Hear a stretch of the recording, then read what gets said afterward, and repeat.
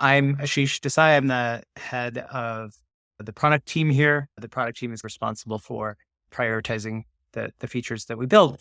We're just having a live webinar, and we got a bunch of feedback that the aspect ratio of the slides was pretty hard to see. So I'm re-recording this. So it'll be a little bit different, hopefully a little bit clearer than the live webinar, but I'll cover the same content.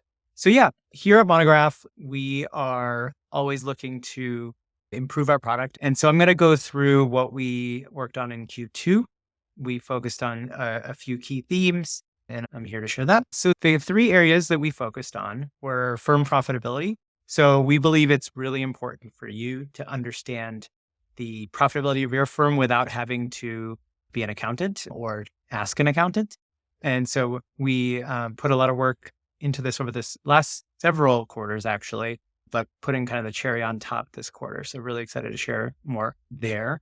On the staffing and insights, this is another area that we have made lots of improvements over time. And again, I think we've hit a spot where this is in a really good spot in a way that you can make sure that you are staying on budget on all your projects. And I'm happy to share more there. And then finally, we put a lot of work in improving our payments flow so that you can get paid faster and look good with your clients and make sure that you're cutting down on questions and getting that money in your bank account as quickly as possible. So those are the three areas that we focused on in Q2. I'll go into a little preview in Q3 at the end of this.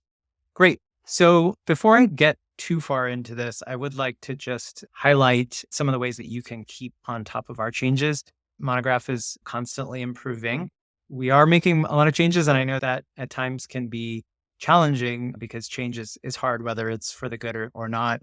But we believe it's the right trade-off of just continuing to make our product better and solve more of your problems. So if you want to keep up to date on what we're up to, there's a few different ways. These webinars, we have them all on YouTube. They're all recorded.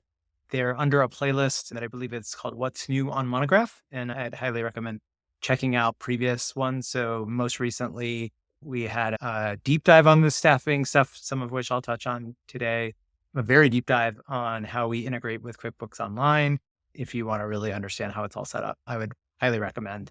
Some of our product managers, Pete and Sam, have really gone into the depths there and can give you everything you need, which is great. We also send out quarterly emails from our CEO, Robert. We've been off and on sending emails, and now we're committed to sending them every quarter to summarize everything that's happening. So if you got that a couple of weeks ago, you're going to see a very similar set of content here. Obviously, this would be more extensive. And if you're not receiving those, that likely means that you have unsubscribed at some point. And if you would like to, just send a note into support and we can resubscribe you. And then finally, the what's new this is a way to really keep track of more of the minutia. We don't announce every single thing that we're doing because we're constantly improving the platform, but anything notable will be in the what's new tab, which I'm going to switch to a demo site here, and you can see here, this is the what's new. You can click on any of these items and look in here for all the details, and you can click on this to see all of the changes that we made, and you can see that we're constantly improving. In fact, I think this is from 2 days ago. So highly encourage you to do all of those things. Great. I am going to get into it. So yeah, as I mentioned before, that one of our first theme is helping you understand your profitability as a firm and doing that without having to be an accountant or talk to an accountant. So what are the three ways that we did that in Q2? Anyone that's seen any of our previous webinars, we've spent a lot of time integrating with QuickBooks Online. We believe our integration is best in class. It can be a little bit finicky, and I think we've done a great job of ensuring that there's very little double entry, that everything's synced up, and then most recently that all of your costs, not just your costs that you put into Monograph, but all of them are represented in your reporting so that you can understand how profitable you are. So we have a firm-wide profit report that uses that data. We separated out a profit forecast so you can look into the future separately from the past. And then finally, a profit drivers report, which existed but now is more accurate basically because it's using your actual cost data, not just estimates. So I'm going to actually show you those in more of a demo environment. Again, this is a demo environment. All this data is fake, some of which but for the most part, I think gives you a good sense of how the tools and products work. Like, for example, there's no revenue in this month, so don't worry about that. If this was a real business, we'd be worried. Yeah, so this is a new profit report. I hope that this is actually fairly intuitive, but this represents your profit overall across all your projects, across all your work. And the revenue and the costs are broken down into what we believe are easy to understand kind of buckets. So you see on the revenue side, things that are from your fixed fee projects, your phases, your hourly, the consultant revenue, and any other revenue that you get. And this is all based on actual invoices that you've issued. And then there are your costs, and these are your direct costs, which are anything related to employing your employees, your operating costs, which are things like rent or fixed type costs. There's the non-operating costs, which are things like interest on loans and that kind of thing. Again, this is meant to be fairly simple so that it's really easy to understand and you can very quickly just see, okay, am I profitable or not every single month? And as I said, this is all based on QuickBooks Online data. There is a version of this report if you don't use QuickBooks Online, but then it's more of an estimate. So we highly recommend if you do have QuickBooks that you connect it. It's really easy. And as I mentioned before, there is a previous webinar up on YouTube that you can see all the details on how to do that. On the profit forecast side, as I referenced, you can look ahead, not just look at actuals. And I think previously, if you've used this for a long time, we had those all combined into one report and it is frankly very confusing. So this is all based on planner data, so your budget. So you can get a sense, of course, because it's future projection, it's still an estimate, but this gets you a sense of what our projection is and how much you're going to earn in future months. Again, hopefully pretty self-explanatory, but you can look around and see how everything is broken down. And then finally, the profit drivers report. This is a report that helps you figure out what are the types of projects that are the most successful for you, that you do the best in. This is an existing report, but now it reflects all your actual costs. So it's not just an estimate. And you can break down costs by category, things like commercial versus mixed use, et cetera, by specific clients. So you can see which of your clients maybe you make the most money with, as well as phases. You maybe don't do as well on CA as you do in pre-design, for example, or something along those lines. Just trying to help you figure those things out. Awesome. So I'm going to switch back over to the slides and I will go to our next theme, which is about staffing and insights. High level, what we're trying to help you do is ensure that you're always on budget, that you finish your projects on time, and that we tell you when we believe there's things that you care, that there are things that might take you off track. And so what I mean by that, in particular, we've been referring to this internally as insights. It's a shift from reporting, where we give you a bunch of reports and you have to figure it out yourself, to insights, which are just meant to tell you the things that matter, the things that you need to pay attention to. And we do that based on our assessment on whether you might be trending over, you're heading in a direction that we're concerned about. So more details there.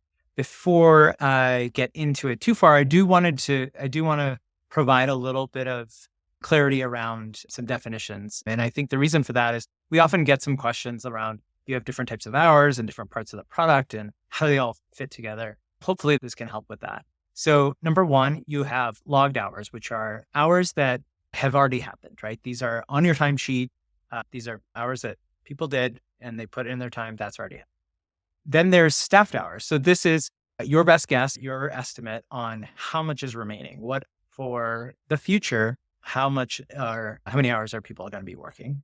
And then finally, you have planned. And the whole idea here is the planned hours. This is the particular one that I think sometimes can be a bit confusing. The hours you put in the planner, I frankly refer to them more as the budget. They're meant to tell you and tell us really what is the maximum amount of hours that anyone should be working on this project to keep you from losing money on it, right? So the whole idea here is when you are setting up a project, you allocate across the people that are working on that phase the amount of money that you want to hit or that you want to prevent them from going over is probably the best thing to say.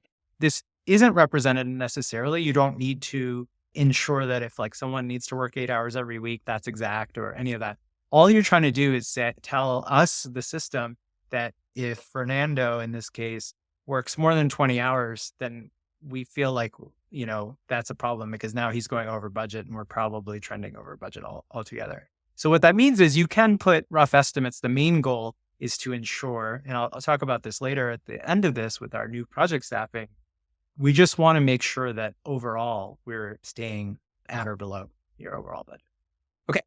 So the other questions we often get are about how often or how to use staffing. What's the kind of cadence that you should use? And there's different areas of the product, different views. So what should we be doing? While obviously everyone's different, here's what our general recommendation is. When you're first creating a new project, you go into Planner, you set up all your budgets. That's again the amount that you're probably going to get from your client, either for sure through your contract or maybe it's hourly. And so you're just setting more of a max cap. And then all the people that are going to be working on it, at least if you know that information right now. And then, as I said before, it's not imperative that each of these is exact, these hours that are shown here, but rather this is the max. You just wanted this all to not add up to more than your budget because that means you're spending more time on this than you should, right? So the main goal is just to get this to 100% here and not so much get the exact numbers here. So you do that initially and you're in good shape. And frankly, you probably don't need to touch this again unless the budgets are changing or something along those lines. And I'll talk to you later about how you can even add people and move the budgets around from the project view of staffing now. And then every few weeks, it could be longer, it could be shorter, but you probably want to look further out, right? Looking at your team capacity, looking at, are you going to have enough work in the future? Are you going to actually not have enough work? And you need to, are you going over, I should say, such that you're not going to be able to handle the work that you already have? That is something that we see people do monthly, maybe a little more often, but not necessarily every week. And then finally, every week, I think there's often a staffing meeting that you might have on a Monday morning where you want to share with your broader team, this is what you guys are working on. Let's make sure that everyone's aligned so that we can all stay on budget. So that's the cadence that we recommend. Obviously, it will vary with your needs and your business, but that's generally what we're looking at. And hopefully, oftentimes we even get the question of what is staffing for? Is it really that useful? And we believe it's actually the key to all of Monograph, frankly, like to ensure that you are staying on time and on budget. You got to be looking ahead. A lot of the tracking and the time tracking and the invoicing, that's great, but that's all about stuff that's already happened. What about looking forward? We need to make sure that is nailed. That's why we use staffing. It helps you ensure that your team's balanced, that you've stuck to the deadlines, and that you stay on budget ultimately. I'm not going to go through each of these in this webinar, but we made a bunch of improvements to the existing staffing workflows, which I'll cover just a few of these because I think they're particularly important, but just trying to give you a sense of all the things that we're always trying to improve on any of our tools. And then I'll talk a little bit more about project staffing, which is, I think, one of the most exciting new features we have. One thing, as I showed earlier in that slide, we've often got lots of confusion about those different types of hours, understandably. And we're trying more and more to iterate on how we present this information. And so we now have more displays in staffing where we try to make it super clear that your planned hours are basically your budgeted amount. The logged hours are the hours that you've already worked. So you take that out of your budget. And then if you look in the future, you have 40 hours planned. Okay, actually, all of that looks like you still have 80 hours to spare. So you're understaffed. That probably is good. Maybe there's some case where you're underworking it or you have unrealistic goals, but most of the time, that's probably a good thing. On the flip side, if you have a budget of 320, you've already worked 300, but it looks like you're still planning on doing 59 more, well, that's a problem. That means you're going over, and that means, you're going to potentially lose money or at least make less profit than you thought you were going to because you're going over your budget. So that's what we're trying to do. We're trying to make that as clear as possible in a variety of different places. So you'll see this kind of like overlay throughout the staffing product. The next thing we did was we had this concept of rebalancing. So basically what rebalancing is meant to do is get you started or do a very quick and dirty estimate of how many hours you need on a weekly basis. It's not meant to necessarily be the exact way you'll do things, but evenly splits all the remaining hours that are left on a phase across all the weeks. We know that's not necessarily how you work, but instead of you having to type in specifically all the hours each week for maybe a 2-year long phase, this allows you to get things started, get it in a pretty good place, and then you can make adjustments from there. And the reason that we used to do this line by line, we realized that was fairly limiting. So we effectively added a bulk version of this where you can imagine this be just like maybe the very first time you start Monograph, you just want to get the staffing stuff there so you have a sense of your capacity. You might have PMs that are focused on, maybe they're in a studio and they want to like make specific changes. They can do that. Or like you're changing some budgets and timelines and you want to see how that gets reflected. And we have a few different options. You can do it just for your group, again, like a PM that's running a studio, or you could do it for everyone. You could also, maybe you've already manually edited certain hours that Fernando's going to work 3 or 4 hours over the next few weeks. You don't want to touch that. That's set in stone. But after that, maybe you want to fill in the rest so you have a sense of capacity. That's what you can do here. And so we default to that kind of that view. So you're not overwriting anything that you've already done if you don't want to. Overhead. Previous to this release, we had a convoluted thing where you could plan for your project time in staffing, but you couldn't really look ahead with overtime unless you threw it in a timesheet in the future, which was confusing. Because again, timesheets are meant to be about what's already happened and staffing is about what's going to happen in the future. So now you can add overhead. So an example might be an internal project, like, some cleanup that you need to do, some internal website design, just any kind of admin tasks that someone might have. You can now add a row to staffing for that and plan for that. And then that way, the capacity that you see is representative of everything, not just project work. So you can be sure that in this case, Alberta is not over capacity because you remember that she's doing an internal project for several hours over the next few weeks. This prevents you from having that problem. And then the most exciting, in my opinion, area that we've launched this quarter in terms of staffing was a project view of everything. So up until this release, everything was looking at person by person and whether they're over or under capacity. Obviously, that's super valuable and really important, but it wasn't entirely intuitive how you could then translate that to, but is the project overall trending over or trending under? Are there any things that I'm concerned about? Am I going to lose money, frankly? And now you can do that. I'll switch to a live view of this in a second, but this view allows you to see very specifically whether you are trending over on a particular phase, and even as a project as a whole. In that same kind of display that I was showing you earlier for the hours, you can now see this in dollars. And this is only for people that have the right permissions. Any of this sensitive information won't be available unless you have the managed staffing permissions, but you can now see how these projects are actually going to be trending in terms of dollar amounts. I'll show you this in a live demo, but you can also now edit the budgets, add people, see the other hours that they have outside of this work. And that actually allows you to do everything from this view. You don't have to go back to Planner to make changes. You can actually even extend the timeline, which I believe is the next slide.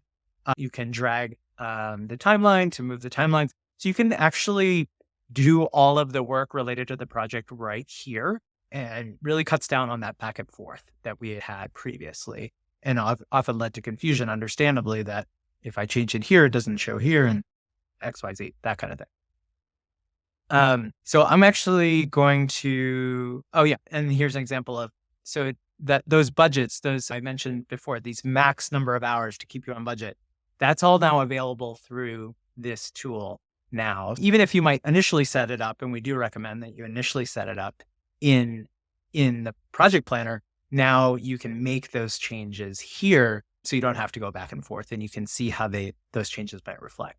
So a use case for this is you might be in a situation where originally you maybe just evenly split all the hours across everyone because that you didn't have a better estimate. And now as things are moving along, you're realizing that, Ben is probably not going to spend too much time on this and Alberta's going to spend a bunch. let's move his hours to her and make sure that still keeps us on budget. So again, these are your budgeted hours. This is like your guardrail. Don't ever go past this. So now you can do that.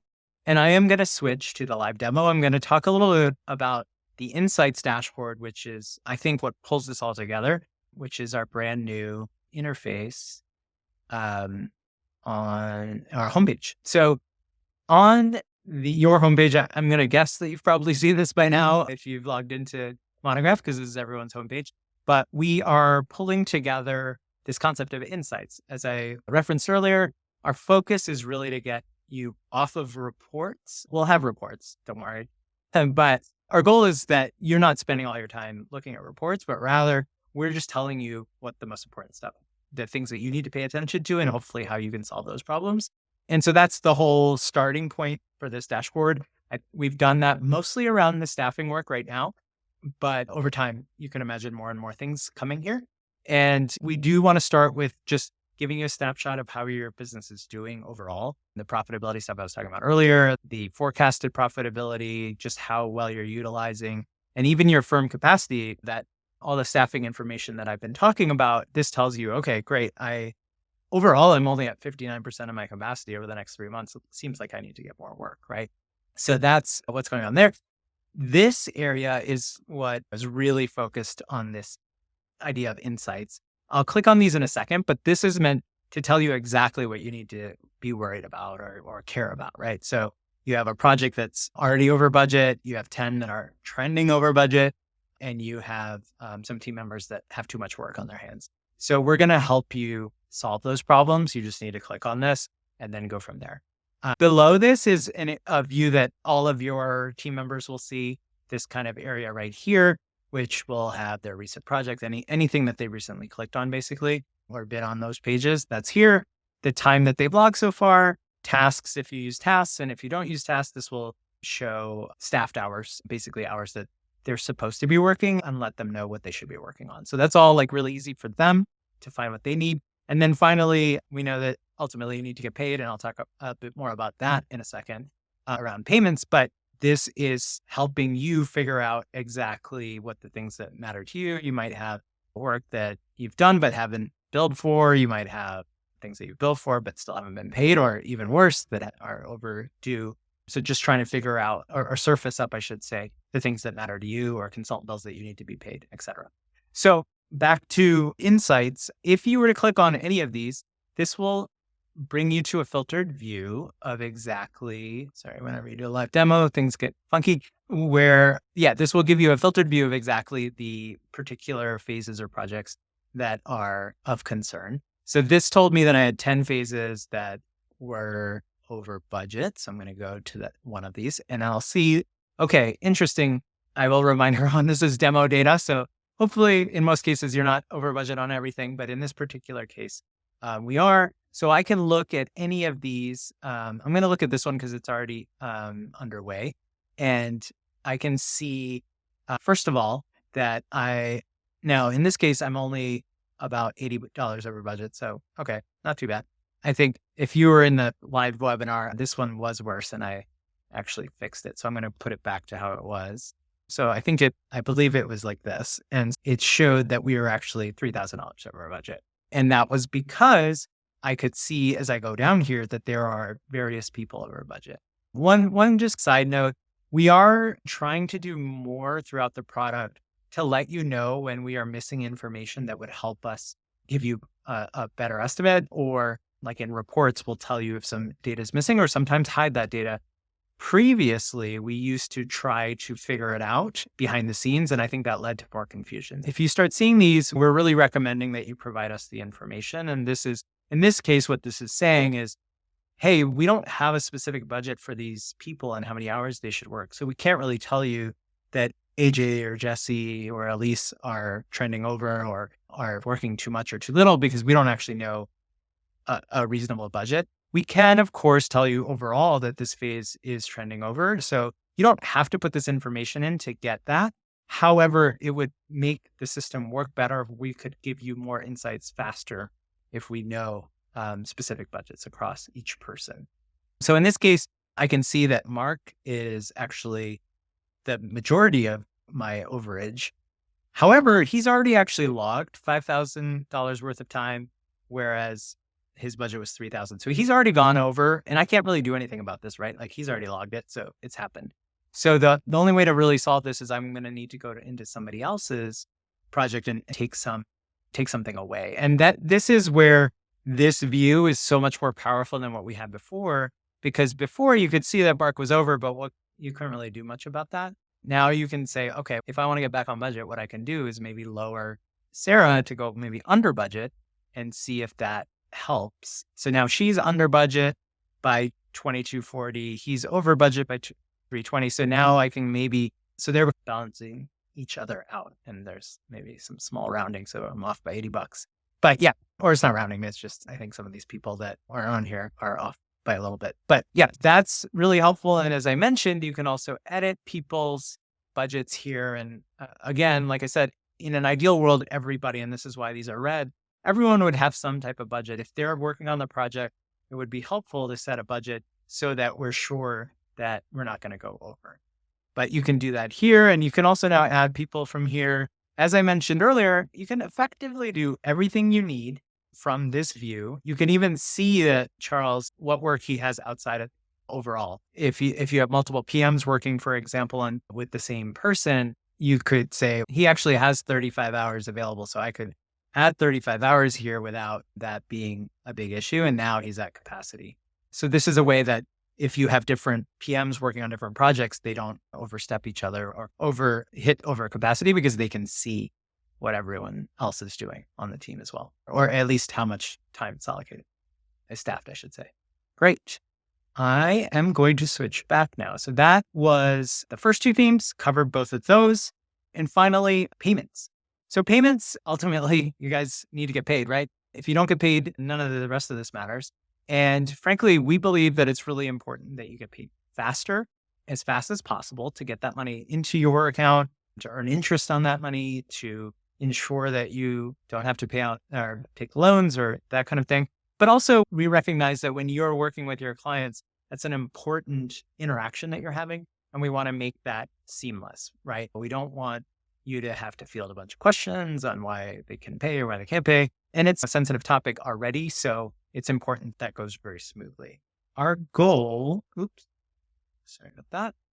Oh, no, bear with me for 2 seconds. Okay. Our goal is to make that better, or our goal was to make that better in Q2. And what we did, first and foremost, before today, we did not have before this went out, we did not have a way for your clients to save their payment methods. Maybe if they use a credit card, not the end of the world, but still annoying. If they use ACH, direct deposit, it could have been very painful, because they might have to go through a direct deposit or a microtransaction thing, which you probably would know is you make a deposit, you go to your bank, you say how much the deposit was for, and you can convert it. And there's a lot of steps in between. Now they only have to do that once, and then it's saved forever. So that is, I think, going to be very valuable for most of your clients. I think that was a big source of frustration. And frankly, I think some people gave up on Monograph payments for this reason. And I hope you'll give us another chance, especially based on some of the stats I'll share with you in a second.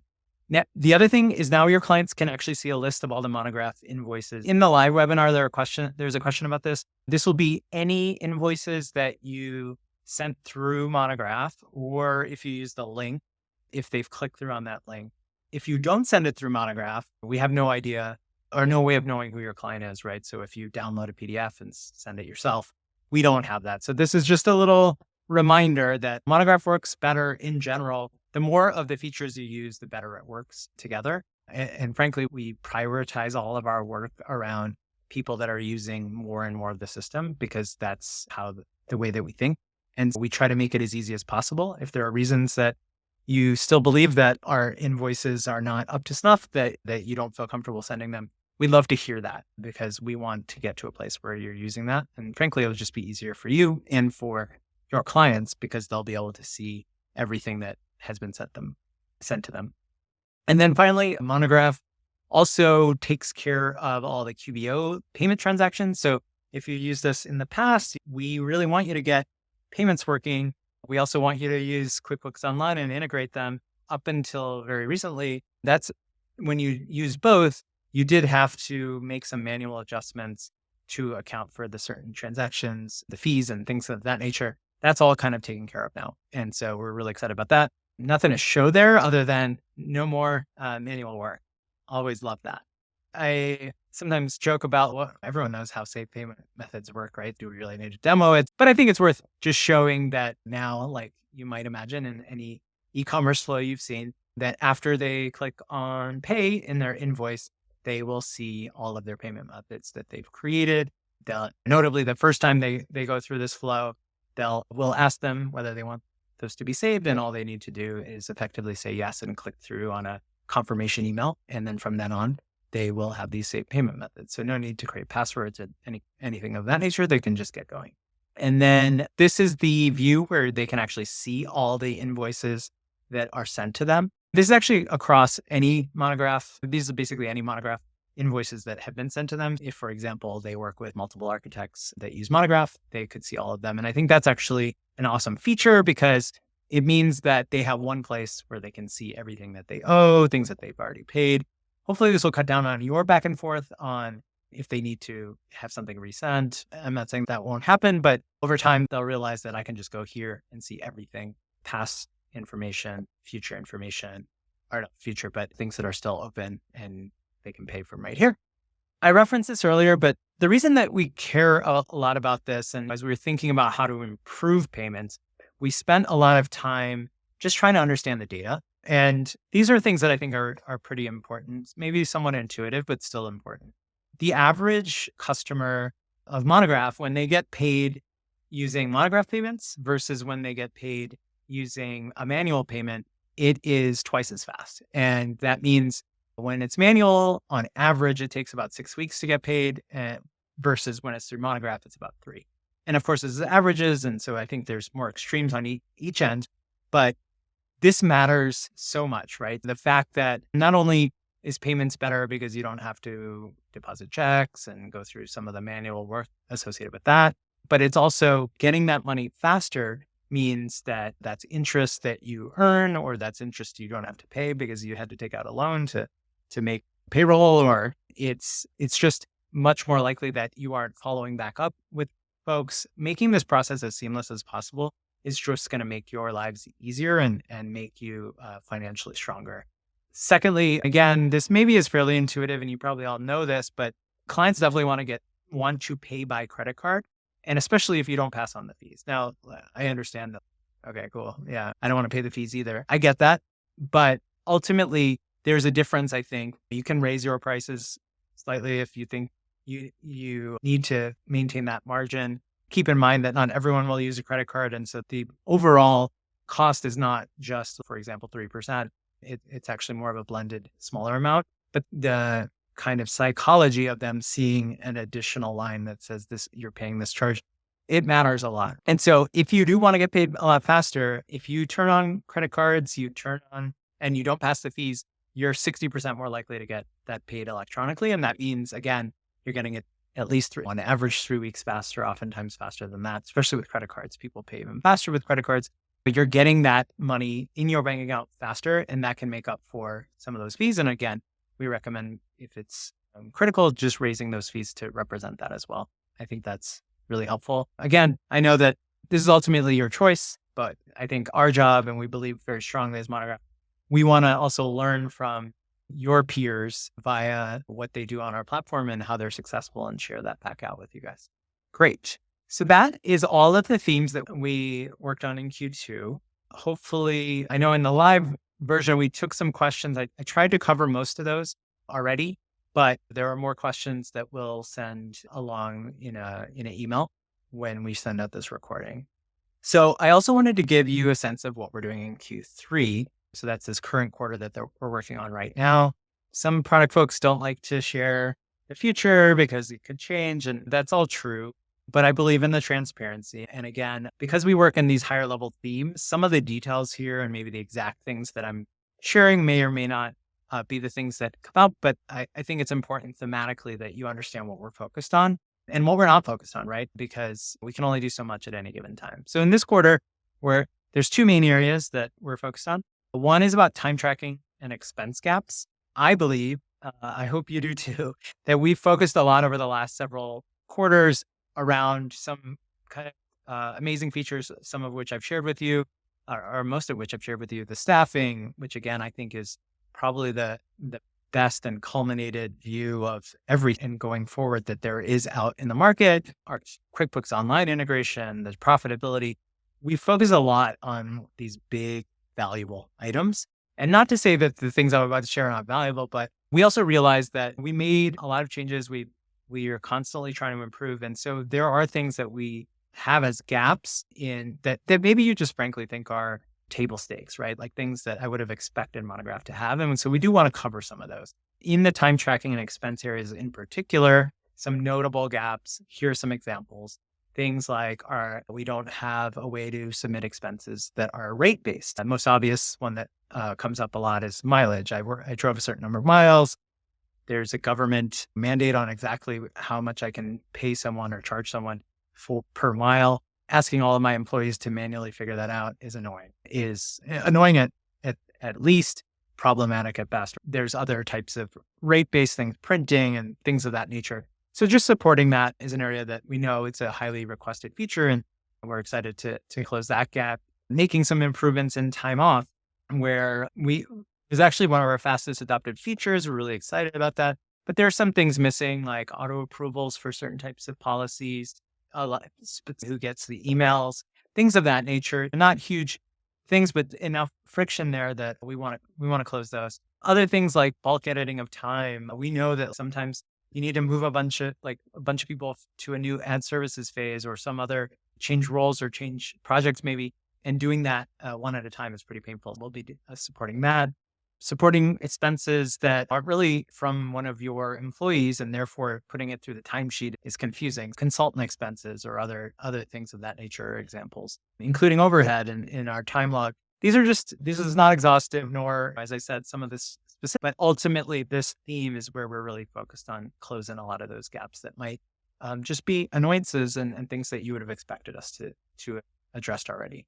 And then the last one, I'm really excited about this, mobile. I can confirm that we are actively working on a mobile app, an iOS mobile app, I should say, that really the goal here, at least initially, long term, I think this has lots of places we can go, but initially focused on time tracking and expenses, and really focused mostly on your individual contributors, like your folks that really all they ever use Monograph for is tracking time, maybe putting in the occasional expense.